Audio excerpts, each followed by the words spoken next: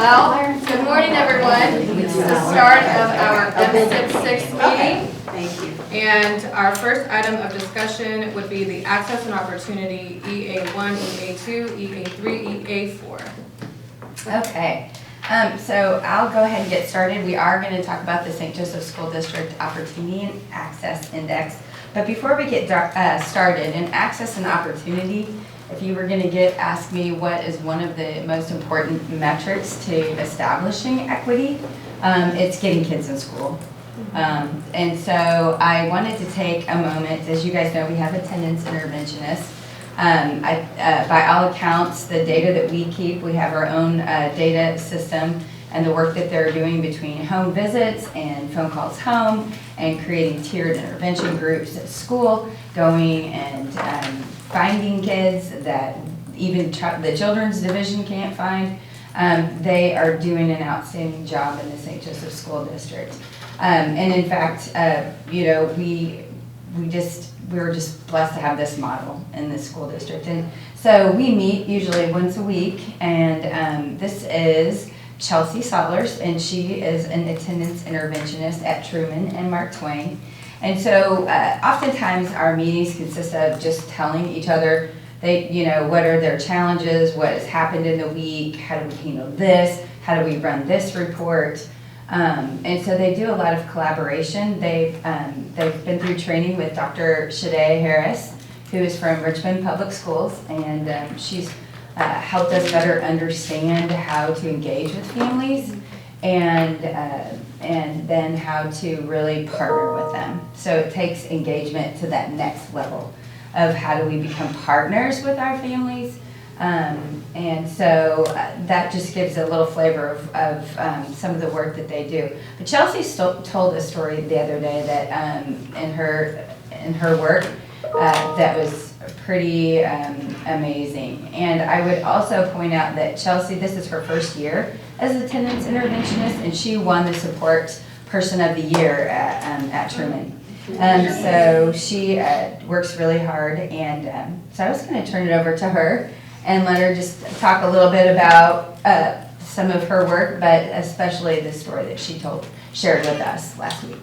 So I think last week what kind of kicked off our meeting was we were feeling a little maybe bombarded by data and numbers that weren't actually showing the work that we were doing and the differences that we were making. And so I felt that it was necessary at that moment to shine some light on us as a group and regain focus in a positive light. So I had a story that I wanted to share from. We had a kid that had perfect attendance, or pretty close to perfect attendance, and during the snow breaks and all the snow days that we had, and there was a few vacation days and things in there, we lost sight of him. He just simply quit coming, and it was very, very out of the ordinary. And so we tried to follow protocol. 2 days, we call home, the 3 days and whatnot, and we weren't getting any luck. The phone number that we had was not working, or we were not getting a response from it, and we literally could not put eyes on this kid. And it had only been 6 days via how many days we had school, but technically with the weekends and the snow days, it had been anywhere from 10 to 12. And so it just wasn't setting right with me. And his sister goes to our school, so we pulled the sister, and we were like, hey, what's going on, She was just very uneasy, didn't really know how to respond, and so it didn't set well with me even more thus far. So I called my social worker in, and I called my principal in, who was very supportive, and I was like, hey, I just don't like it. I don't feel good about it. So we sent our SRO over for a well check, no answer. Then me and the social worker went the following day to knock on the door, no answer. So we pulled the sister again. We're very adamant about keeping up with, we got to lay eyes on this kid. And so I looked at my social worker, and it was, I believe, a Monday, and we had hotlined twice they had not accepted the hotline because we were not within protocol. It hadn't been 10 full school days. And so it was declined twice. So we were feeling very just like defeated. And we could not get our eyeballs on this kid to make sure he was okay. So we went above and beyond and we did an after hours well check with the police department. And they went at like 6 or 7 o'clock at night. Got a hold of the mom, because obviously she was probably working during the day. Mom had no idea that the kid wasn't coming to school because we didn't have a working number. So we weren't able, the number that we were calling was not reaching mom. And so she assured us that he would be in school the next day. She had no idea that he wasn't coming. And the next day came and he was not there. And so I was at a different school that day, but I immediately followed up and I called mom and I said, hey, he's not here today. And she said, you are kidding me. Because the police department had gotten a working number that night before. And she said, you are kidding me. And I said, no, ma'am. And she said, I am leaving work right now. She headed home and he was in the process of hanging himself. And she caught it and he is okay. He reported to school on Monday. I met with him and he's been there all week. So even though our numbers don't exactly show what we're doing, we are definitely making a difference. So, which is nice because has really low numbers right now and it's super stressful. But even if I stay in the low rank all year, I know that we made a difference and we saved a kid's life. So I think it's important that we keep this position and increase it for sure. Because we need help. We need lots of help. And I think that the work that we are doing is definitely it's making a difference for sure. So, yeah. Thank you so much for following your gut. Yeah. You were amazing. Thank you. Yeah, sorry I get emotional, but it's kind of it's a good story, but it's a rough one, you know? Yeah. It is. So, And I appreciate you coming. thank you. I appreciate you having me. Yeah, and we're gonna celebrate the attendance interventionist today at 11. Pizza and tacos. And cookies. Yeah. Sweet. So, anyways, but they do a lot, and that just is a story that there's not words. I mean, there's not words. So thank you. Yes, he was there this morning. It was good to see him. He smiled. So when I get back to school, I get to take him to he gets to pick out whatever treats he wants for the week to keep him going. So. That's What an awesome. uplift for him to know somebody cares if he's there or not. Yes, and so we are really a little concerned with him over spring break. We are trying to set up a home visit during the spring break hours just to keep in contact with him so that he doesn't kind of fall off again. And 10 days is a long time to go without that. So we're working on getting a home visit set up over spring break to where he can see us and know that we want him to come back and all of those great things. But Yeah, and you just say that you would like more help. yes. What do you mean by that? Could you elaborate a little bit? Yes, I would love to. Thank you for asking that question. So I personally feel, not targeting. Yeah, he's not here. I personally feel that our pay rate is not competitive. So when people can go to Target and make $20 an hour right out of the gate. So I have high school students that I coach that are a part of my business, my dance team, or my dance studio. They make $20 an hour at Target. That is more than what I make an hour. So it's hard to get good, solid help and people who want to put in the hours when they barely make we barely make what poverty level is. And that is rough. That is rough to get good, solid work and good, solid-hearted people who are just trying to make a living. You know, when you're a single mom of 2 kids, like if I didn't run a business at night, I wouldn't be able to take care of my kids on this pay scale. So in order to get the help, we have to compete as far as finances and how we take care of our own kids and how we take care of our own families. And it's just not competitive. Like it's just bottom line. I mean, scraping the bottom of the barrel to provide for a family. And so I think that's kind of what that looks like.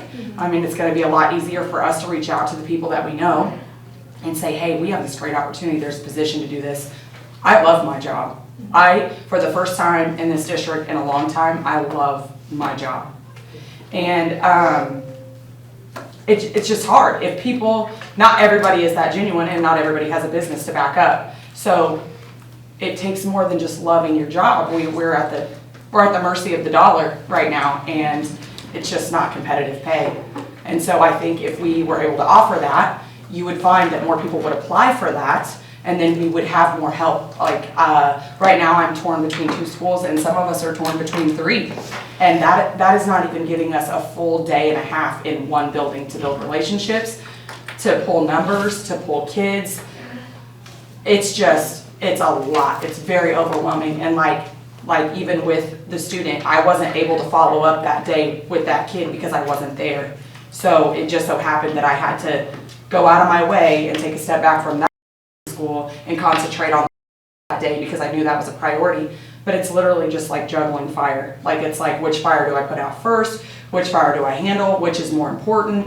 And so if we could all just concentrate on one school, if we had enough of us to concentrate on one school, it would be a lot easier. And even the high schools, I mean, at this rate, Central, I mean, not necessarily Benton and Lafayette, they're a smaller student body, but it's a lot. That's a lot of kids, and our attendance levels are rough. And so it's like a lot of on hands right now. Like we're in the trenches of pulling ourselves out of this, and we need help. We need 1 to 2 in a school, at least 1 per school minimum.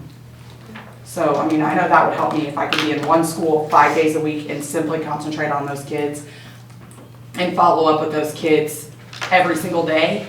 I think it would make a way bigger difference than if it was, okay, I'm not here tomorrow, but you better be, and then I'll try to catch you on Wednesday, you know, and so it's just rough. It's rough, because on Tuesday you have a whole different set of kids that you're concentrating on than you did on Monday. And do you work Monday through Friday? I do. Okay, so what is your typical work schedule look like? So Monday, Wednesdays, and Fridays I'm at Truman, and then on Tuesdays and Thursdays I go to Mark Twain. And I mean, I was given a little bit of freedom to decide how I worked those days, but I just felt spacing it out like that helped, like to where if I wasn't going to be there, I didn't want to not be there 2 days in a row or 3 days in a row. I wanted to be there at least every other day. But the problem is that you're kind of like that over at Mark Twain, because you leave on a Thursday and you're not back again until Tuesday. Absolutely. Absolutely. And some of these other grade school AIs, they don't even get that. Like they go in on a Monday and they might get a half a day on a Tuesday and they don't see that school again because they have three elementary schools. So it's rough. And I am blessed enough to have a super great support staff at both schools. Like my social worker goes on every home visit with me, but a lot of the elementary AIs don't have that. They don't have a social worker because I know Mark Twain social worker is only there 1 day a week and every other Friday. So to pull somebody to go on home visits, it's rough, which is why we meet once a week and they try to team up and do it together. But then you're looking, this AI has 3 elementaries and this AI has 3 elementaries, and now they're doing 6 elementary schools home visits in 1 day. That's pulling them out of the school originally. It's a lot to juggle. It's a lot to juggle right now. I bet. So, and to not feel defeated when your numbers aren't showing the work that you're doing. Because we're out here. We are grinding. And it's just, there's not enough of us. And we can't get anybody to come on because who wants to leave $20 an hour for anywhere between 12 and 14 an hour? You know? Did we fully understand the impact that this position has on the district? I don't Think that I did until now. It's Yeah. a new model. That's what I thought. Yeah, so So we didn't really get all the. we've been collecting logistics. data and utilizing this approach, and we've seen success with it, but you have to have proof of concept Right. before you can continue to really strengthen it. But So you're kind of the guinea pig. And I'm okay with that. I'm okay with that. I'm not afraid to voice my opinion or stand up or advocate, so. But that's good. Yeah, It's really good. yeah, You're so the I'm right okay with one for that. that I know what the position. problem is. She's not afraid, trust me. I No, she's great. know what the problem is. You're correct about the pay. My daughter makes more than you make up. She works at Baskin Robbins right now. Yeah. And looking at that, like, and looking at the job that you do, and looking at the job. Ice cream is important, Yeah. but I mean, it's not life-saving, you know. Right. And I think that is sometimes defeating for us as well, you know, because it comes with a lot of stress. It comes with, I lay awake at night, literally, after a long days of work, and I'm like, oh my gosh, is this kid gonna come to school tomorrow? Oh my gosh, what if he doesn't? What is he at home doing? How do we get a hold of him? And, you know, that steals away from your peace and your blood pressure and a million things, you know, and Your so. own children. Yeah, and my own children, absolutely. And so, if I could just do one scoop or two and clock out for way more, you know, could live to be 150. I have a feeling that you're one scoop and they didn't match, so maybe I did that wrong, because you're passionate Yes. about your job. That's absolutely right. So, I'm so glad you came here today. Yeah. Thank you. Besides pay, is there anything else? I think, I don't know. I feel like I'm spoiled. That's good. I feel like I'm a spoiled AI in the district. And so I don't personally, but I know that my teammates do maybe have some different focuses that they would like to address. Like I have my own office at both schools where I can go and shut the door and be like, I have got to get these letters out, or I've got to make these phone calls. So I have my own space that my principals have made sure that I have. But I know a lot of AIs don't. I know a lot of them don't have their own space, and it's important because when you are in the elementary schools, I am putting out fires that have nothing to do with attendance sometimes. Right. You know, when Johnny pulled Sally's hair and our behavior interventionist is not available and our principal's already in the office with Sally and Joe, and it's like, I'm all these teachers have, so I go. Because that's what you do. You know, you're a team. And so there's a space that I can go and call my own if I need to, when I need to. And a lot of AIs don't have that. They're literally in the cafeteria with a laptop. About their needs, maybe. Survey them and ask, I mean.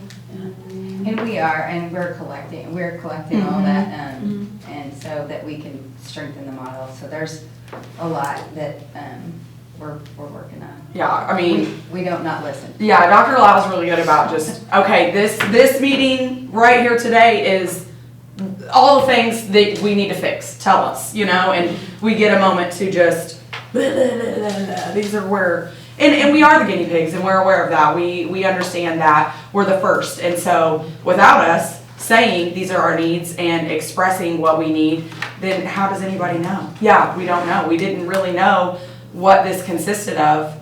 We just kind of hit the ground running the best we could. Have you found any trouble with the kids who are in the ESL department? Yes, mainly Chiquis. Again, I'm spoiled, so I have a middle school that has a Spanish speaking teacher who was my teacher. She was my student teacher in middle school, so she does whatever she can for me, so I don't struggle as bad with Spanish, because if I need her to call home and kind of translate what I'm trying to say, she can do so. But Chiquis is really rough right now, because a lot of them, they don't understand. The culture is, we feel like going home. And they take these kids back to the island for 2 and 3 months, and I'm like, where did these people go? Like, they just literally fell off the map. And then they're back, and then it's like, whoa, what just happened? And so we don't really have a way to communicate. The kids speak pretty fluent English, some, but the parents do not. And so, we lived in Guam for 2 years, and that is the island mentality. yeah, they just want to go If you feel home. like doing it, you will. If you don't, you don't. Yeah, And it just doesn't matter. Yeah. So somehow we have to connect them to thinking it is a powerful thing to have that schooling behind you to be successful if you're going to remain on the mainland. yeah. And I do They don't get think it. that anything we print as a district, hands down, we should not have to go to Dr. Lau and say, we need this in Spanish, or we need this in Chiquis. How long will it take us to do that? It should just be hands down. Yep. Here's your flyers in this language, here's your flyers in this language, here's your flyers in this language. You don't have to wait for it. When it comes out, it all comes out. Boom. We shouldn't have to call ESOL to translate a whole flyer. It should just be given to us. Just At so the you know, district level. Yes. Yeah. we will be having a audit coming up that's gonna focus on, you know, Yeah, things like that, how we're reaching the kids who are in the ESL department or even in the SMED department. So yeah, I know there's a lot of things behind the scenes that you guys probably are not aware of, but. Yeah, and so like yesterday, I actually have a Chiquise kid who's missed 5 days in a row already. So I tried to call ESOL to make the phone call home, and all day I called.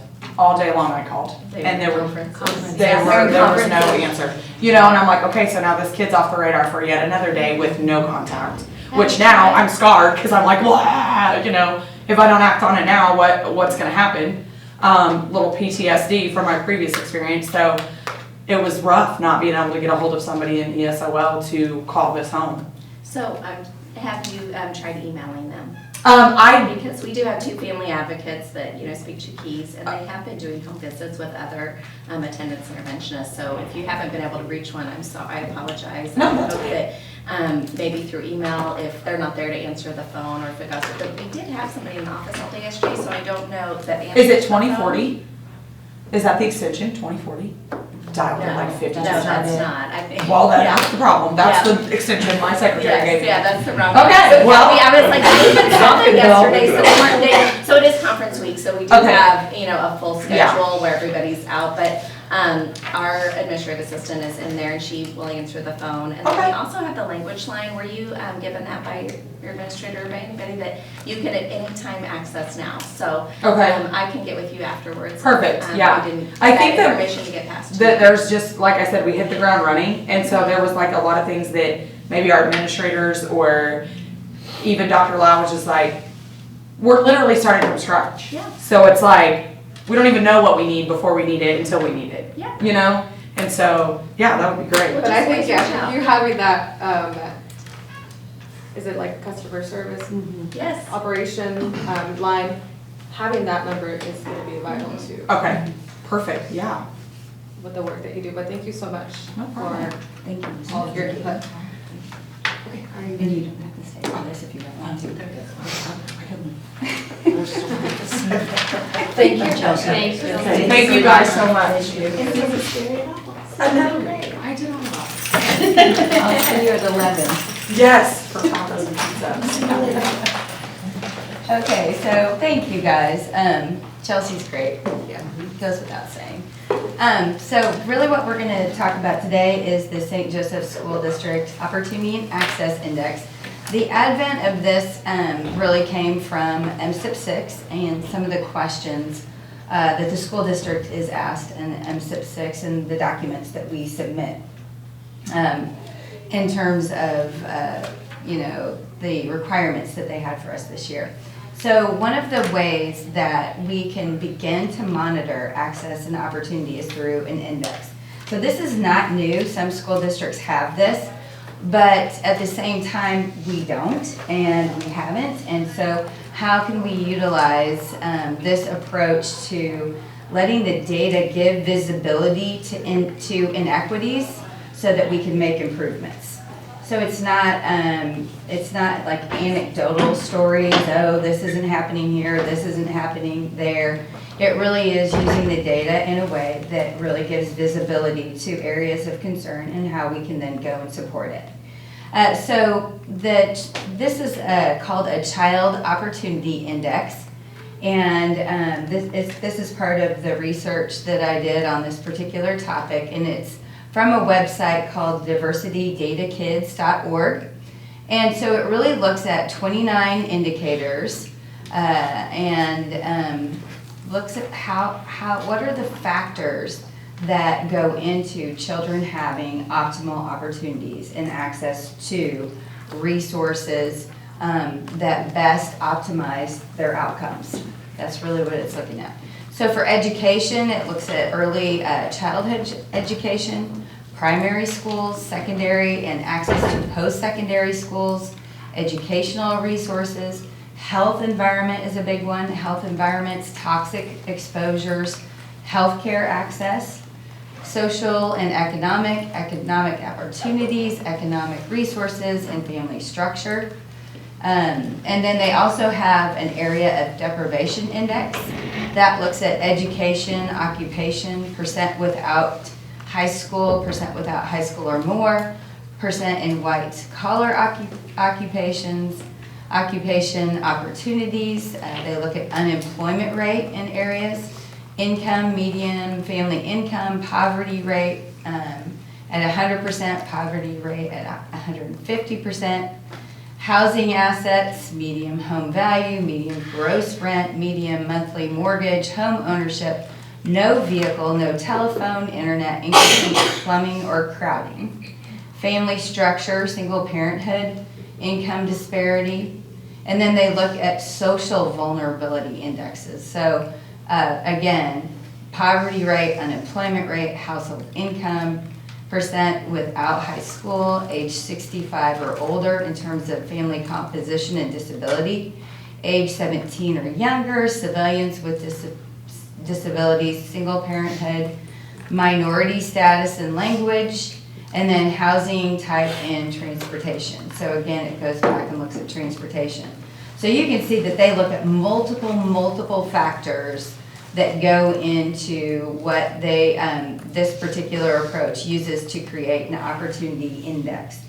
They kind of revamped it a little bit. That this particular organization is doing some additional work. So again, very similar, but things, even like toxic exposure, Superfund sites, industrial pollutants, microparticles, ozone, heat, all of those kinds of things. If you look over on the education side, secondary and post-secondary high school graduation rates, AP enrollment, college access enrollment, even talks about having an early learning center within 5 miles of their home, high quality early learning centers, and again, resources, school poverty, teacher experience, and adult educational attainment. So again, a lot of factors go into this type of analysis. And so I won't get into this. We kind of went a little bit longer with Ms. Sollers, but I will send this link to Donna, who can send it out to you. Because this particular piece talks to the actual researchers that are doing this kind of work. And so you can kind of watch that because it's very, very helpful in terms of understanding what this approach is and how this approach is being used to change policy and adjust daily practice. So again, it's using data to provide visibility into inequities so that you can inform practice and improve daily practice, or improve daily, processes within, oh, nope, I don't want this to play. So Hello and welcome to the Digital Resource. bypass this. We'll just go back in. And so one of the things that I did for this particular approach was to utilize this particular website's diversity maps. And so what you can do with this website is a pretty powerful database.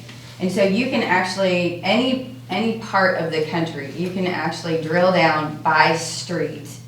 And you can also segment it by the population density. So you can overlay that. And it really gives you a child opportunity index.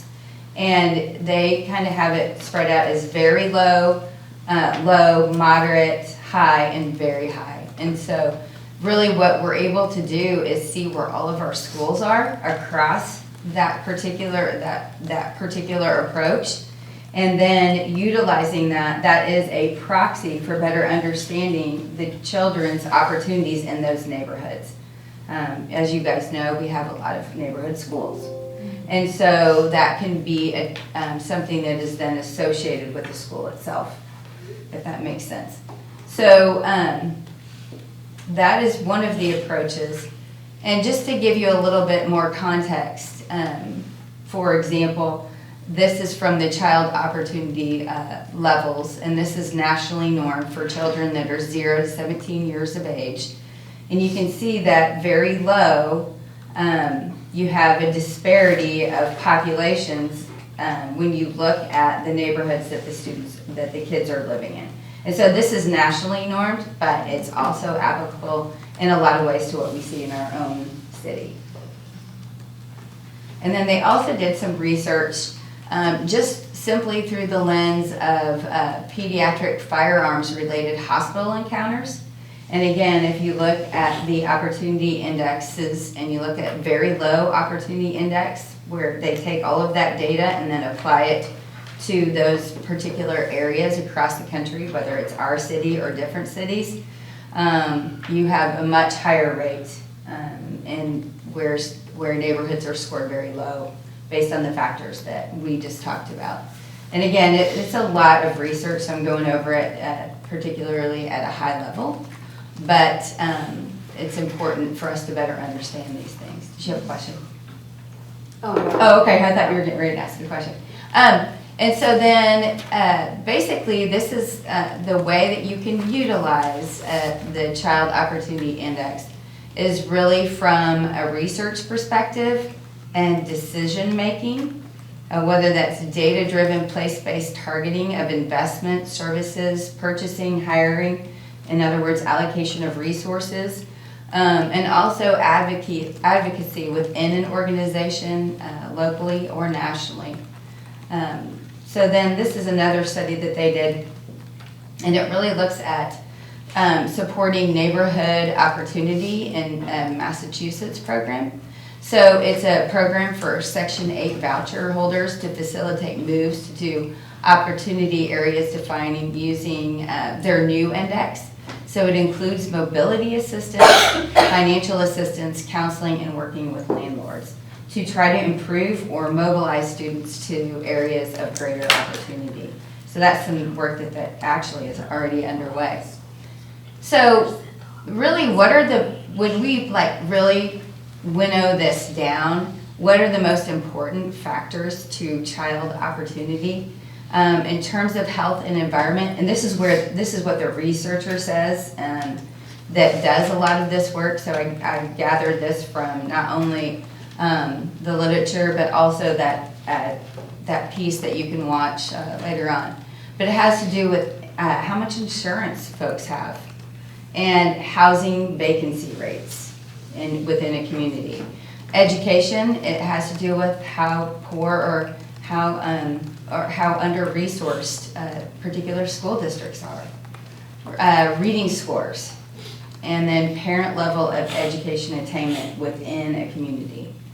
And the social and economic resources are just simply the economic resources that a family might have in one neighborhood versus another in terms of protective factors. And again, this is just coming straight from the research in terms of what are the optimal factors, and so how do we utilize those and leverage those so that we can improve children's opportunity index no matter where they live. So what data is useful for us in a school district when we look at an access and opportunity index?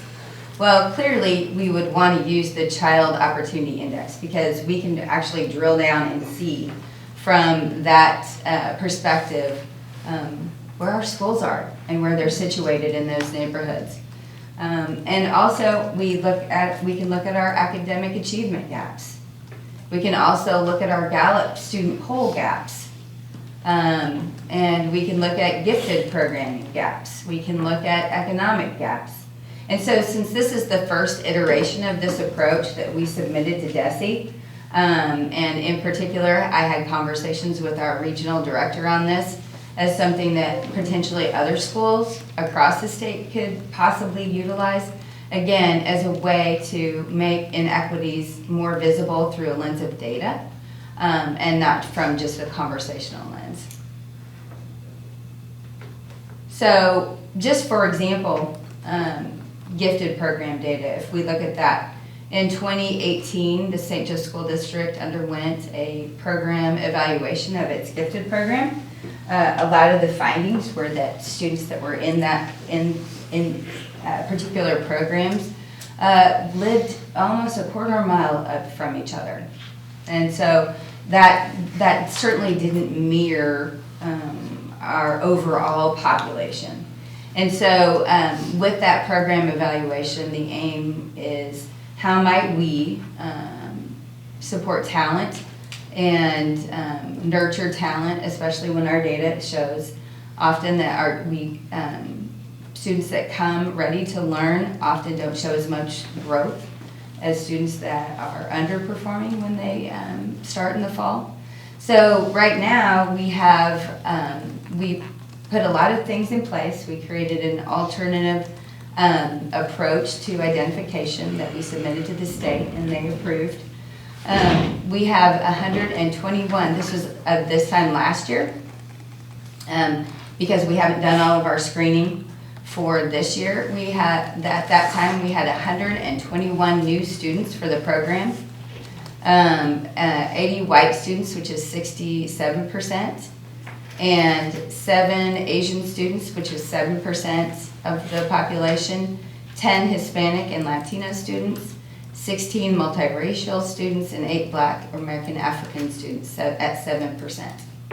So of those 60 were accepted through the DESE approved alternate identification plan. So over 55% were identified via that process. For second grade only, and that is where we do our biggest universal screening for students. For second grade, going into third grade, there was 18 new additional students, 13 white, which is 72%, 2 Asian, we did not have any Hispanic or Latino, we had 1 multi, and 2 Black students. All of those students, 83% were accepted through the DESE approved alternate identification plan. And so overall, our program is now, and that continues to be our approach, and we do pick up students during the course of the school year, whether they come in from a different district or if they are in private or homeschool.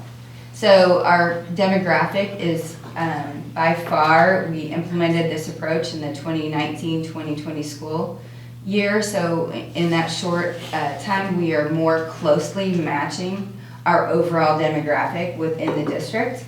And this year we launched a K-2 talent development program at Coleman.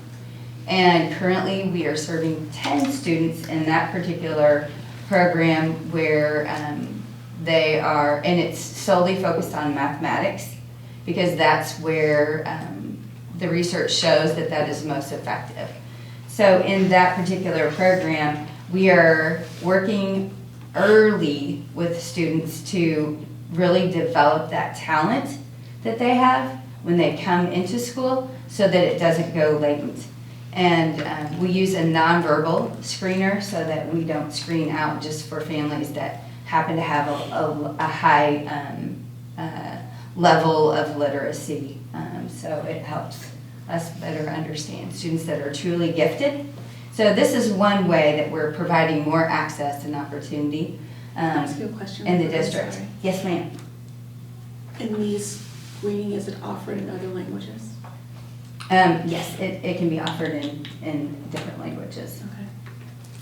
But it's solely nonverbal, so that it's a moot point, because the student, it's not based on verbal knowledge. It's puzzles, it's things like that that can be manipulated.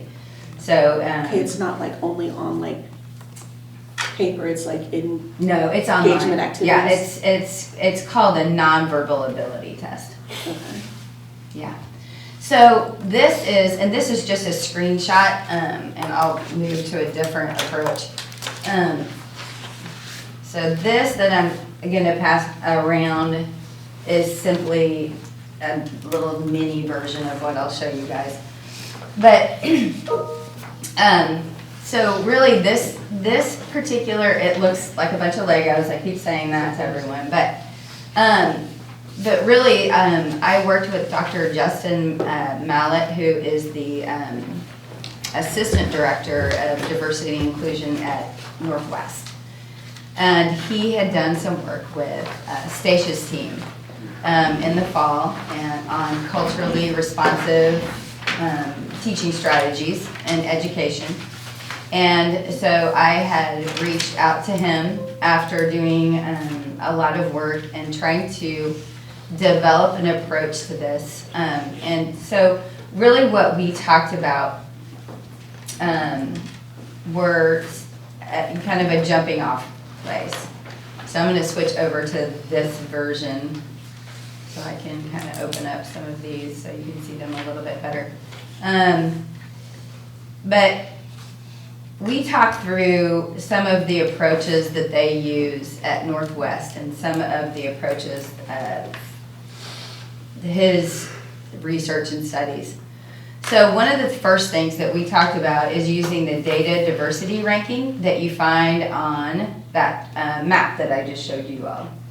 And so you can see that several of our schools, we've really looked through the lens of same kind of type of rating system that the Child Opportunity Index uses. And so really some of our schools are situated, if you look at the map, where the students in those neighborhoods have they have a very low score when it comes to child opportunity, just simply based on their neighborhood. Then we went through and we looked at attendance, because again, attendance is an equity issue. If students are not in school, then they are not gaining opportunity and access to gainful employment and a brighter future down the road. That goes certainly without saying. And then we also looked at a couple of our Gallup poll questions. One of the things Dr. Mallet and I talked extensively about is feeling like students belong, if students feel like they belong in a building, and that this school is a good place for me. Those were two that we really felt were really important to include in this index. And keep in mind, this index can be expanded. It will be. We will start looking at AP participation rates. I can talk more about that later. We also looked at the percent of students that feel stuck. So we really didn't look at the percent of students that are hopeful or engaged. We really looked at who is feeling stuck. Because if students are feeling stuck, then that is going to reduce their chances of being in a position to take advantage of access and opportunity to the whole host of opportunities that are there for them in their schools. We also looked at percent of students that are below basic. So we didn't look at percent proficient in advanced, because Dr. Mallet, when they utilized data in Maryville and their approach, they look at the percent of students that are getting Fs or withdrawing or incomplete. So that is our way of looking at where we're seeing the highest levels of below basic across the district. We also looked at mobility. The mobility rate in our district is very high, but it's more stable at in some schools than others. That stability, if you look at the childhood opportunity and index indicators, having that housing stability is critically important in terms of their research. So you can see our mobility is varied across the district. Also, we looked at things like the economic factors, and that's going to change because free and reduced lunch, the state under MSIP 6 has changed free and reduced to direct certification. So our numbers definitely will change based on that metric in that particular column. We also looked at the dropout rate at each one of the high schools, and we looked at the graduation rate at each one of the high schools. And then we also looked at access to gifted programming across the district. And so those right now are this is kind of it's almost like the attendance interventionist, the advent of something new. So of course it will be like anything that goes through a continuous improvement cycle. You look for areas of strength and you look for opportunities of improvement. So there's areas for improvement, but this is our first approach. And this is something then that we can work with administrators on. This is something that, for example, our business services department is aware of. A key example is the fact that, you know, and Mr. Nolte is here, that we developed an approach this year based on inequity in terms of mobility data. We had 4 schools that had a very high mobility rate, and so allocated resources to develop busing zones, so that if a student starts at Hosea or starts at Carden Park, there's 4 schools, they can stay there. So independent of what a family's mobility rate or what is going on with a family, transportation barriers, housing instability, all kinds of things that will help stabilize that student. The continuity for Uh-huh. the child, isn't it? Yes, and there's even research that familiar faces within a school will stabilize the levels of chronic absenteeism. So that's just an approach where resources were allocated to adjust for something.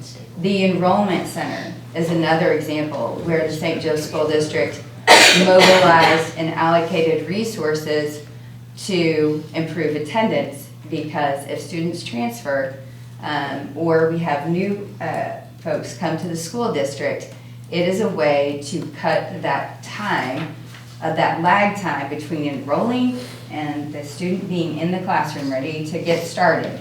So anything that can be used to minimize that time helps attendance. So if you improve attendance, if you improve mobility, you're going to improve that child's access and opportunity for what we're looking for is that graduation rate to go up and those students to be gainfully employed. That is the goal.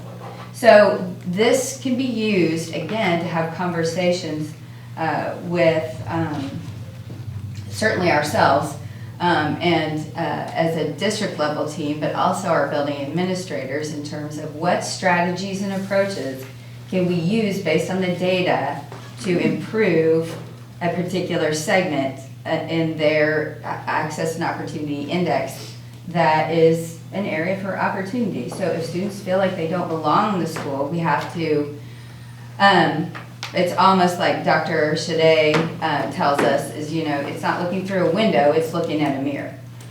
What are we doing and how might we make different approaches in this school so that kids feel like they belong? What are the strategies that we can do? So it's data that's used to improve, it's not data that's a gotcha. It's more of a flashlight than a hammer. And I know that's No, I like an that. overused way of talking about data, but that's what data is for. It's to provide visibility to areas for improvement. And so that is really what this approach is and how we communicate with our principals about this. We'll be going over this at our end of year data meetings. Those will be after testing is complete. So that not only are we just looking solely at academic achievement numbers and attendance, but the whole picture and how we can continue to improve and look at where we can allocate resources or how we can mobilize community resources to support families and mitigate some things that they don't have control over. So that really is what I was just going to introduce this concept to you guys today because it is part of our MSIP 6 submission to the state. And that is something that we hadn't covered yet. So certainly wanted to get that done, and it was on the schedule. Yeah, that's awesome. Thank you so much. And I love what you said of it's not a gotcha, it's a, you know, now we got something to work with. And one thing that always sits with me is what Stacia said is it's okay to talk about the data, but now what are we going to do with Right. it? So. The data is a speed bump. Mhm. It's now how do we what next steps do we take? Does anybody have any questions, or is everyone okay with ending 9 minutes early? Okay, thank you so much. Thank you.